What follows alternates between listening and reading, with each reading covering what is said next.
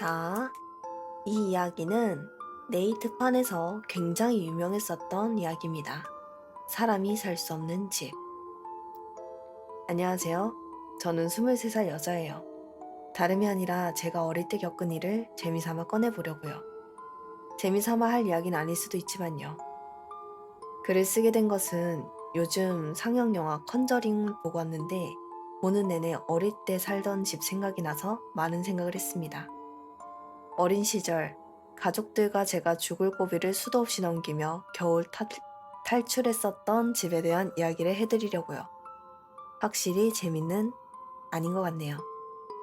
뭐 지금은 전혀 문제 없고 주변 사람들에게 괴담 하나 풀듯 가볍게 많이 이야기했으니까 그래도 그 집에 대해 이렇게 긴 글을 쓰는 건 처음이라 뒤죽박죽일 수도 있다는 점 이해해 주시면 감사하겠습니다. 나름대로 가족들과 기억을 더듬어 열심히 정리하고 있어요. 문제의 집터에는 지금 그냥 아스팔트 길이 되었습니다. 뒤쪽에 철도가 놓이고 방음벽 같은 게 설치되면서 집터를 좀 침범했지만 집터의 대부분은 아스팔트 길이고요. 그 집이 없어진 탓에 이사간 후에 한 번도 찾아가 볼 수 없었지만 지금도 생생히 기억이 납니다. 집의 구조 같은 거라던가 냄새도 어렴풋이 기억이 나고 집은 여관 건물 맨 위층에 있었고 엄청 낡은 집이었지만 오래전엔 고급스러웠을 법한 그런 집이었어요.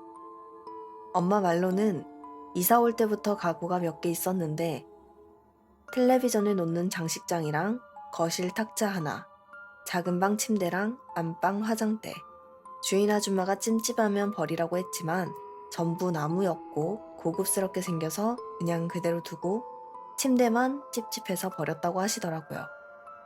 제가 기억하는 그 집의 첫인상은 하루 종일 햇빛이 들지 않아서 벽지라던가 곰팡이가 많았습니다. 주택에다가 바닥도 나무고 햇빛이 잘 안 들어서 바닥이 썩은 곳도 있었고 집 자체도 엄청 낡았었는데 벌레가 한 마리도 없었다는 정도? 심지어 여름인데 모기도 없었어요. 처음엔 무섭다던지 그런 건 느끼지 못했습니다.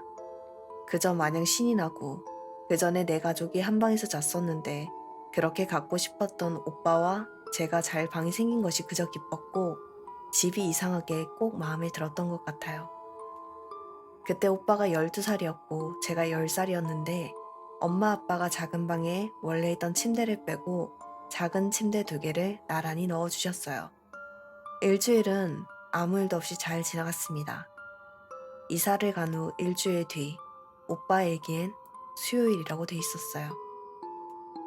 새벽에 자다가 깼는데 이상한 소리가 들렸어요. 누가 손가락으로 벽을 이렇게 치는 소리 같은 거.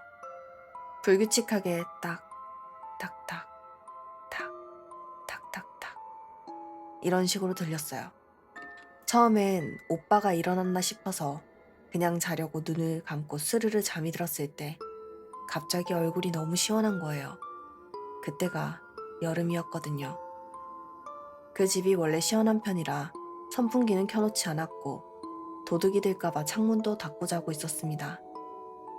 그런데 얼굴에 바람이 부는 것도 아니고 얼굴로 바카 같은 걸로 세수한 느낌이랄까? 나중엔 팔하고 허리까지 시원했는데 뭔가 좀 갑갑한 느낌도 들었던 것 같아요. 그때 누가 제 어깨를 확 끌어당겼습니다. 정신이 들면서 잠에서 깼는데 저는 서 있었고 창문 앞에서 아빠가 저를 안고 계시더라고요. 불도 전부 켜져 있고 오빠는 방문 앞에서 엄마 뒤에 숨어 있고 제가 눈을 떴을 때 왜 그런 상황이었는지 궁금하지도 않고 그냥 그날은 아빠가 그대로 안고 안방으로 가서 가족들 다 같이 안방에서 잠이 들었던 것 같아요. 제가 겁먹었을까봐 아무도 말을 안 한 것 같았는데 후에 몇 년이 지난 뒤 오빠 말로는 자다가 일어났었는데 제가 창문 앞에서 창문을 손가락으로 이렇게 치고 있었대요.